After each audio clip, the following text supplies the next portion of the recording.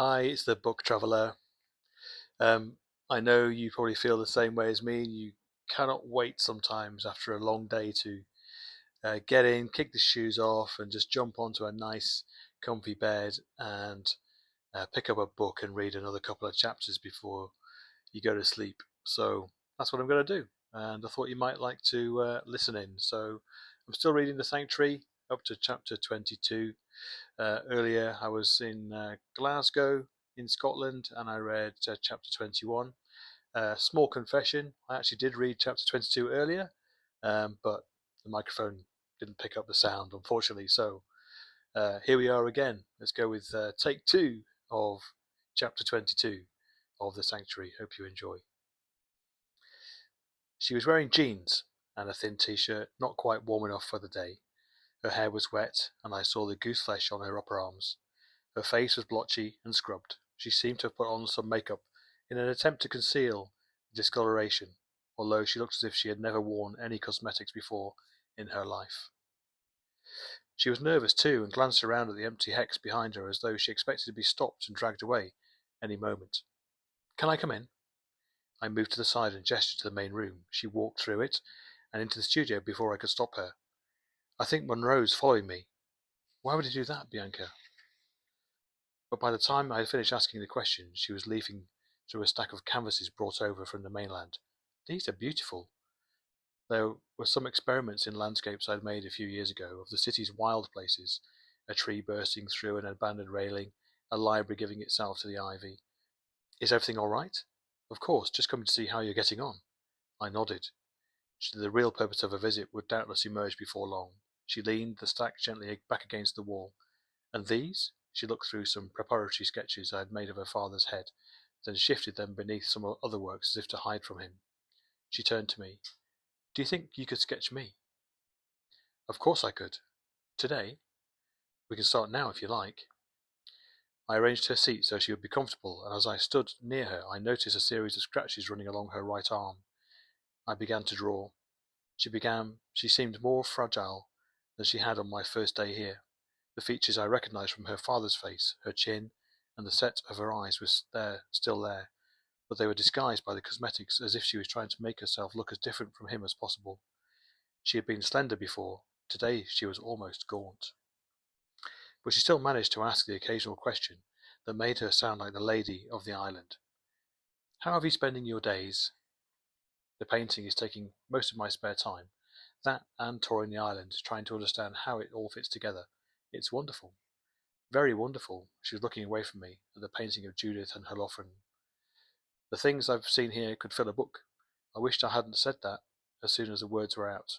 I thought of Kevin Ladd, the last man to try writing a book about Sir John, and felt annoyed with myself for even thinking of him.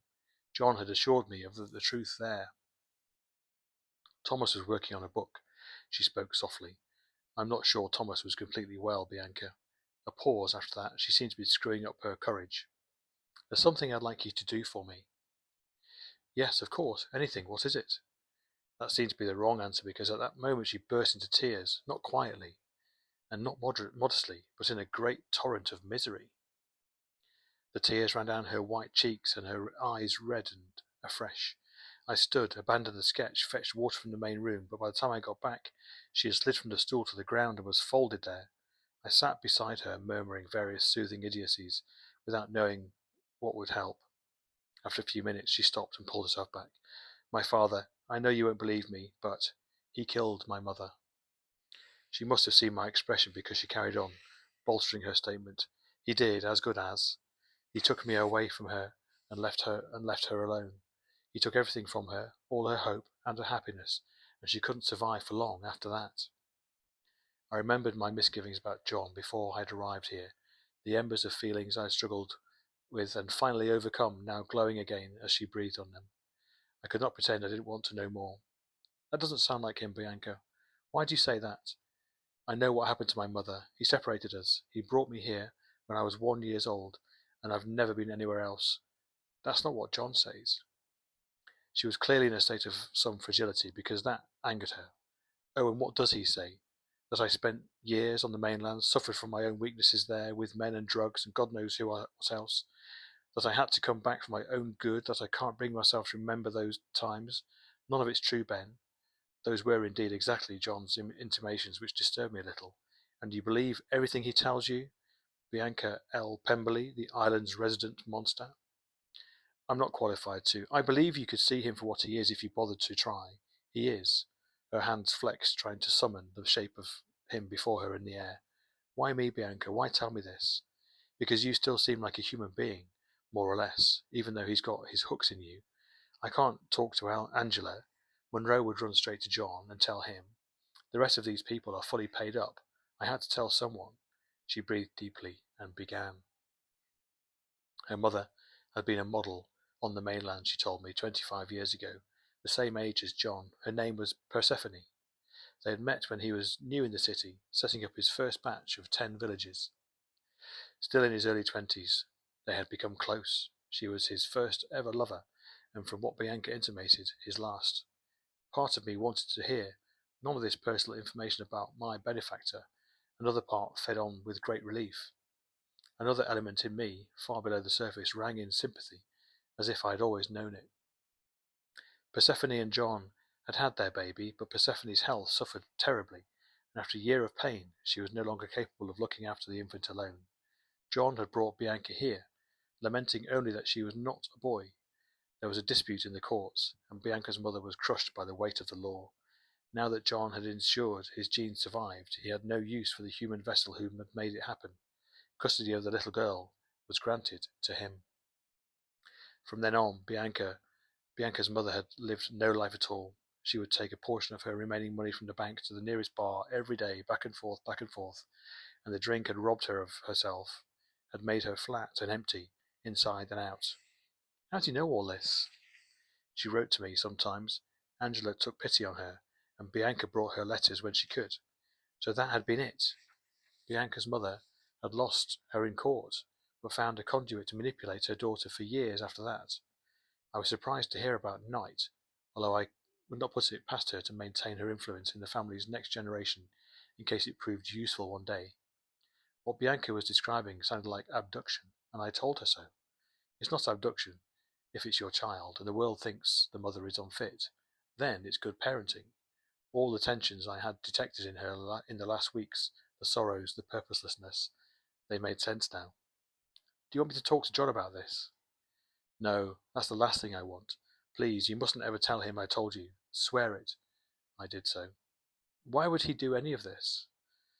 It's more a question of why he would have had a child in the first place. You've seen the way he talks to me sometimes. It's like he's talking to all the bits of her he couldn't stand. I recalled occasional moments of strictness on John's part, but I had hardly thought of them as cruel until now. You've seen how he hates age and wealth, passing things on, concentrating them, growing old and rich, your children spending their whole lives waiting to inherit, growing slack. Bianca gave a short bark of a laugh, sounding for a moment like him.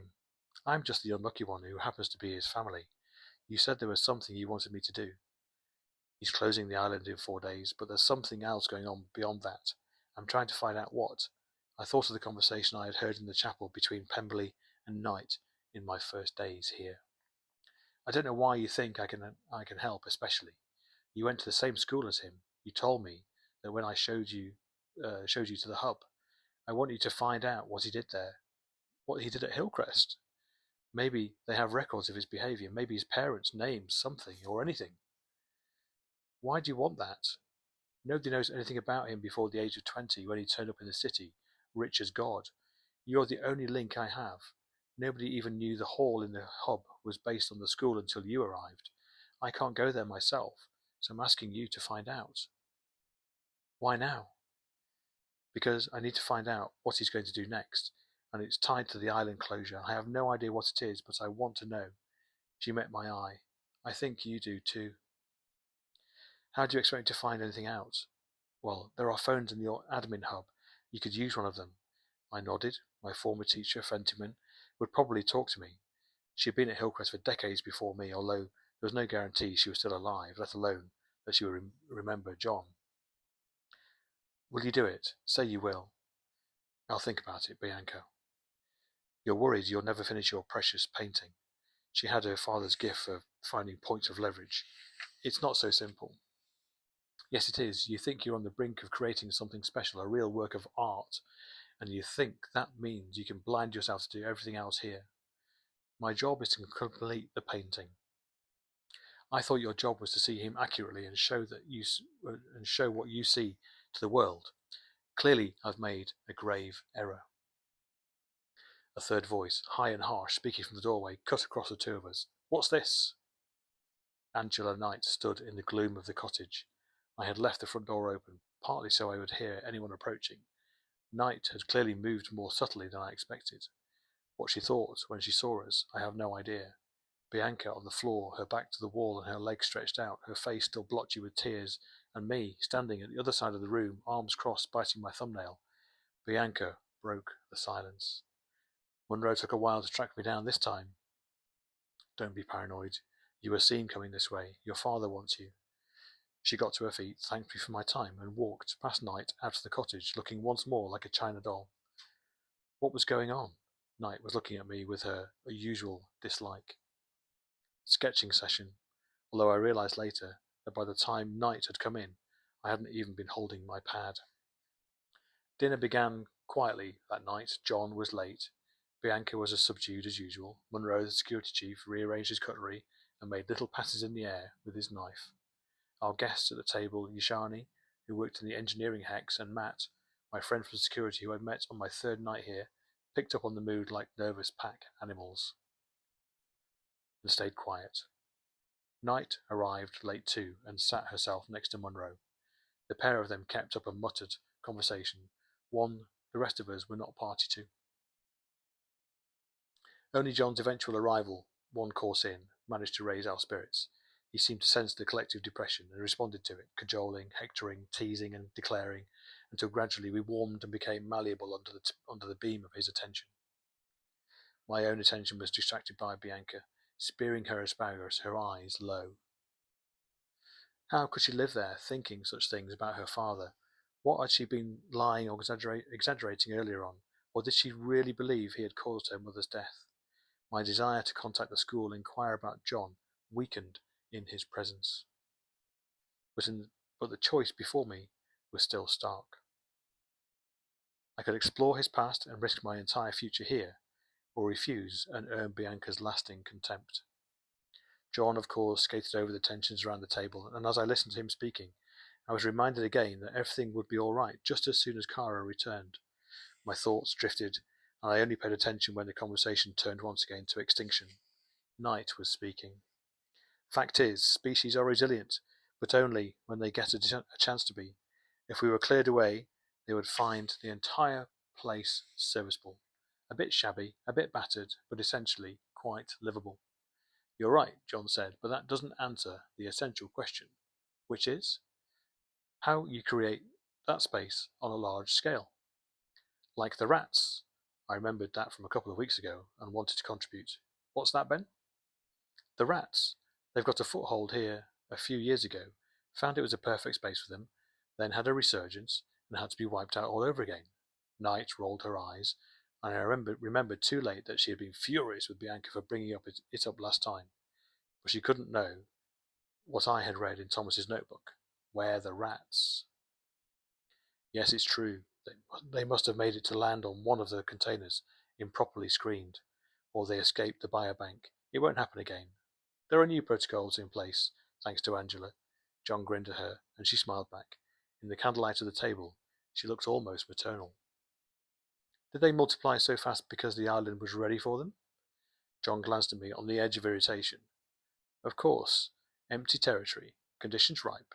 It's meant to be sanctuary after all. The tragedy is, so many species around the world are waiting for an opportunity to spring back, but we're not giving them one. Did you have to make a new lot of traps? Actually, we found another way of doing it. Very clever way. Isn't that right, Angela? He smiled again at Knight, who acknowledged it with another small twist of the cheek, less friendly this time. And what was that? She cut across me almost before I'd finished the sentence. Proprietary information, I fear. Angela's right. Can't have you running the whole place just yet, Ben. Beyond him, Knight's smile was replaced by a blank expression. I felt sorry for her in that moment, but not too sorry. She had hardly been kind to me. I doubted John had told her his intentions for me and Kara, and felt unconcerned whether he broke the news gently or not when the time came. It was Francis who had confirmed Bianca's claim about the rats coming back. We had been at the roadside a few days before, erecting frames for new polytunnels. As we walked, he found a collection of small bones tucked in an alcove beneath the road's surface, and he told me the story. I related it now, leaving his name out of it.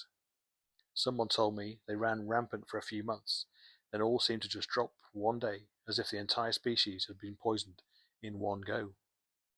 Wouldn't that be nice? John guffawed, and the conversation turned again, but I noticed Knight's knuckles were white and she gripped the stem of her glass. After dinner, I excused myself from attending the lodge, pleading exhaustion after the day's work, and told John I could not paint him first thing.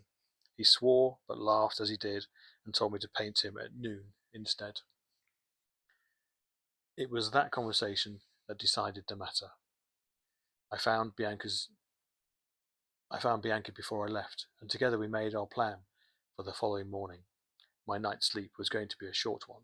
Perhaps that's why my first dream stayed in my mind and woke with me with a start under the moon's cold light. I had seen a rock in the ocean swarming with rats, and John, benevolent John, standing astride it as large as a house, laying about him with a mallet and laughing as he did. Straight into chapter 23. The number for Hillcrest would be the same as it ever had been. I remembered it partly because the school wrote to me each autumn, each time on cheaper paper, making appeals for roofing, work, new science centres, everything bar food and teaching. Kara and I called them organ donation requests after the time they had written asking us to sponsor a pipe. Their desperation was understandable. In the years since I left, fewer and fewer children attended private schools.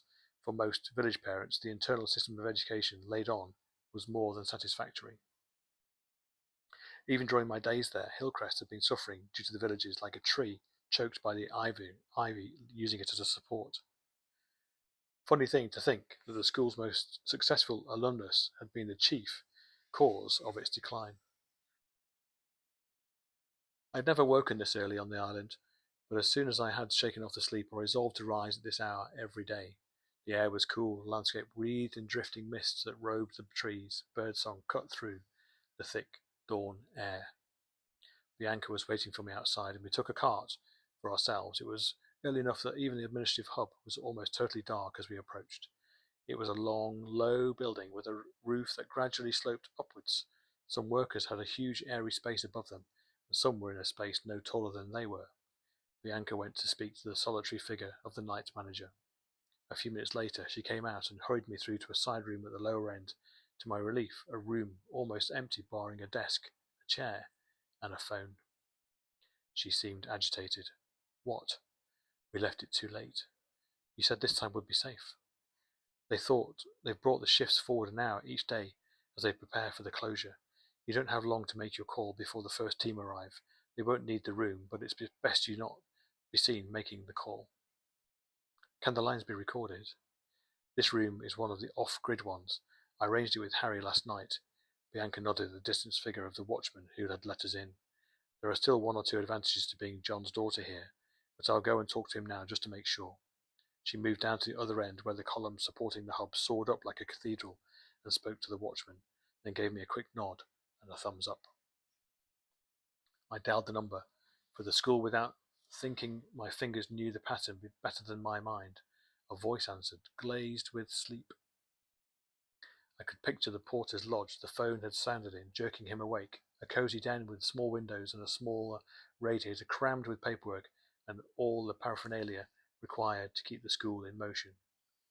It was strange to be speaking to the mainland. The people there had faded from reality somehow. When I looked at the half-completed canvases in the studio, they seemed to me like elaborate fabrications, pictures of people who did not really exist. Yet here the mainland was, answering my questions in a tired northern voice. Fentiman had retired. Fentiman still came in to the art department sometimes, like an honorary colonel inspecting her regiment. Fentiman was living in a care home, and yes, he'd give me the details. I dialed the number explained the hour of my call by saying the matter was urgent. Eventually, Sarah Fentiman was brought to the phone, or it to her. Hello? Dr. Fentiman, it's Benjamin Parr. Who is this? She mumbled those words, and I felt a moment of dread. She had lost her memory, or her clarity, and I felt a wash of disappointment that I would find out nothing further.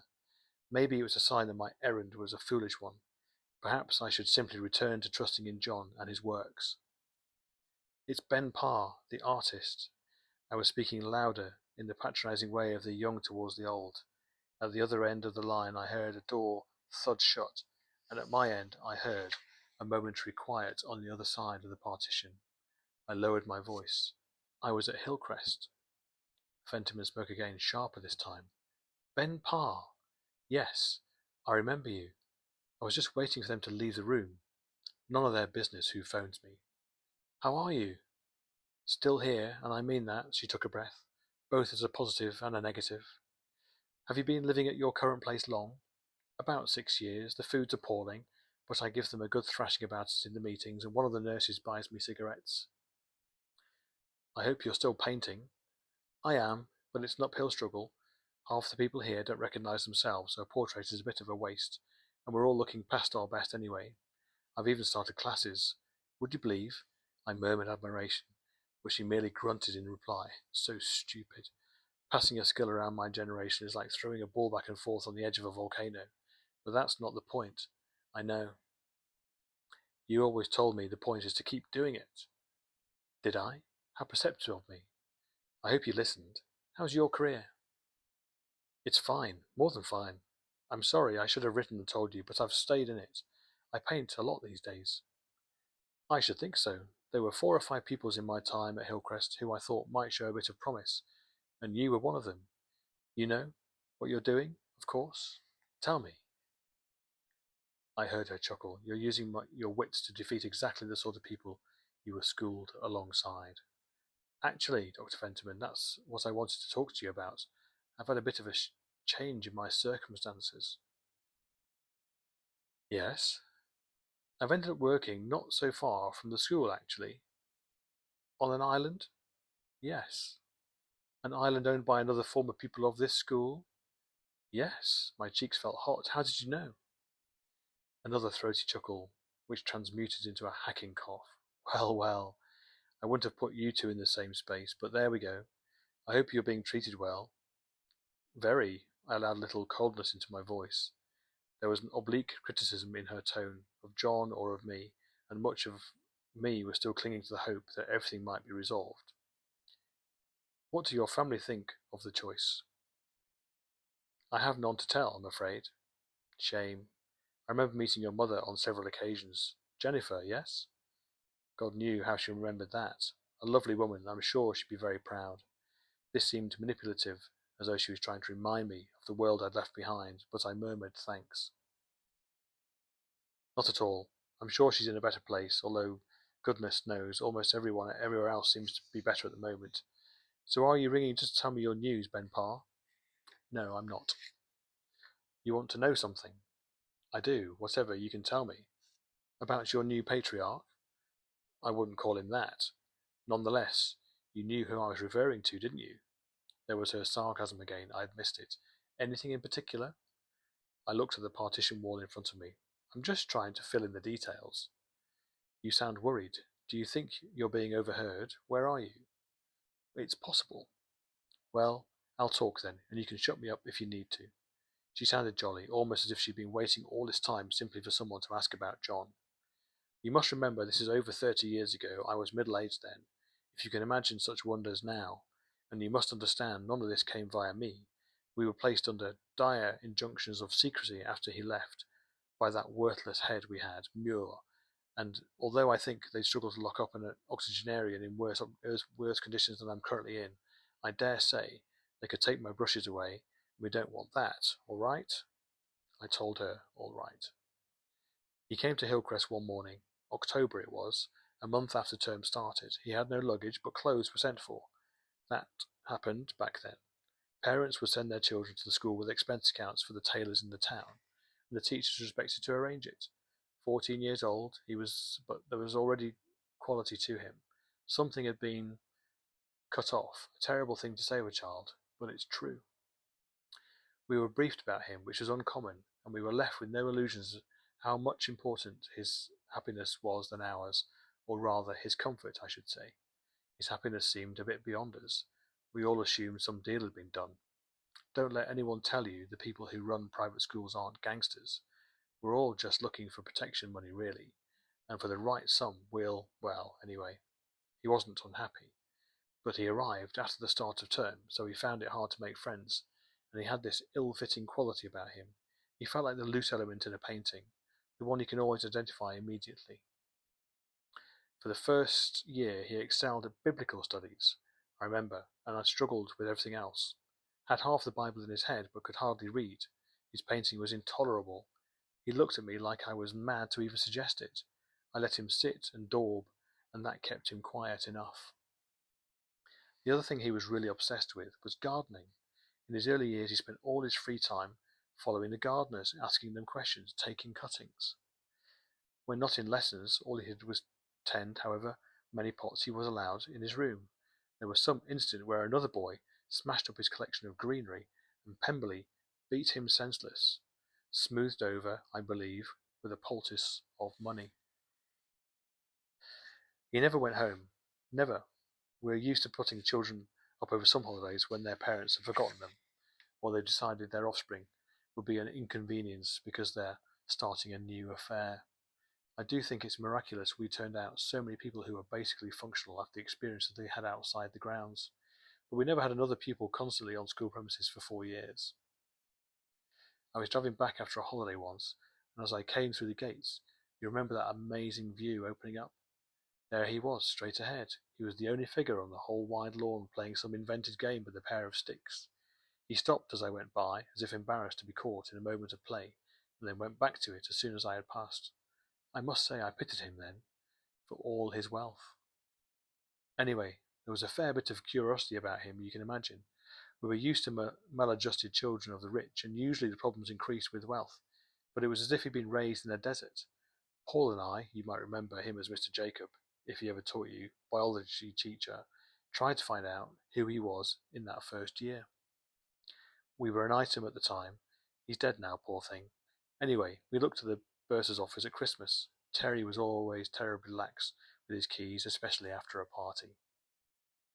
You might imagine he was the son of someone fabulously wealthy, some prince or shah. Well, the only entry for a parental contact was a number, a long string of digits, looked like a phone number. I took it down, didn't really know why, but it gnawed away at me, and a year or so later I phoned it out of sheer curiosity, anonymously of course, from the pub in the village. Now that was the name. Now, what was the name they gave me when they answered? She paused for a long time. Please let her remember, I found myself thinking. Aramonth. That was it. Aramonth Partners. She spelled it out. I sent it to a friend of mine, a journalist. Kevin, his name. He told me they were a law firm based in the city. He looked into it years later, but I doubt anything ever came of it. I tried to sound casual. Was that Kevin Ladd by any chance? You always were clever, Benjamin. Yes, Kevin Ladd. She kept talking as though it was natural I would know him. How is he? Same place as Mr. Jacob, I'm afraid. Oh, what a shame. Well, it's the time of life for that sort of thing, especially the men. As she spoke, I had imagined myself back in the school, walking the corridors John had walked a few decades before, playing on those lawns, but my own outsider status had been thanks to my comparative poverty. John's had come from somewhere else entirely. What happened to him in the later years? That's the most interesting thing. He woke up, rather, after 2 years as this odd little drifter. He suddenly started paying attention. It was like he'd been activated, like a bulb waiting for spring. And from then on, he was very nearly a prodigy. Dropped biblical studies like a hot potato, even dropped most of the plants and started with everything else. History, government. I always worried about the children, whose natural urge was to study government, instead of something normal like French, all the structural things that showed how the world worked. He was very adept at the life sciences too, I recall. Paul said he was obsessed with heritability, the perfection of the human form. He couldn't think it, from someone who went on to make all his money from property. Would you... But that was his obsession. Once the plants thing had died down a bit, Paul ran out of things to teach him. His character changed too. All of a sudden, he was charming, self-assured, firm of handshake, smooth of brow, all that stuff. He developed a way of looking at you when you addressed him, confident but inviting. It felt horribly learned to me, mechanistic, as if he had read a paper informing him of the exact angle to hold your head to seem empathetic. But the other teachers quite disagreed. They said it was proof we had succeeded totally in turning him around from whatever circumstances he'd escaped. I had my doubts, and I have to say the other boys seemed to agree with me. He left with as many friends as he had when he first came, but then, as you know, he started building, and that was it. Why didn't his friends ever talk to the press about him? He had none. It was that simple, I'm afraid. He didn't cultivate people his own age. The social act was all with the oldies, and as for the teachers, we were under very strict instructions never to talk about him. You know, I sometimes wondered if young John hadn't bought the headmaster. Did you ever find out where he'd come from? No, the law firm was very quiet. I remember Kevin telling me. Global clientele, all keeping their money in sunny places where nobody could get at it. She chuckled again. John Pemberley. It's not his real name, of course. It was chosen for him on his arrival by the headmaster. He had clearly tried to come up with the most solid name he could possibly think of. I never knew the boy's previous name, and I'm quite sure that was deliberate. We taught him the novel Austen's novel when he was a little older, and he was delighted to buy it. He liked it so much that he instructed one of my colleagues to buy a first edition of it. A first edition at his age. He was wealthier than you or I could imagine. You can see why he liked the notion, of course. Unimaginable riches, manicured gardens and forests, the perfection of the human form, and a background clear as tar. Not a bad model, although we chose better than we knew. Remember where Mr. Darcy's money really came from? Can you remind me? The servitude of the poor. And that leads us to chapter 24. Well, I'm a bit weary, so I think I'll call it a night there. Hope you've enjoyed the latest chapters of The Sanctuary, and I'll catch you next time wherever my travels take me. Thanks, and good night.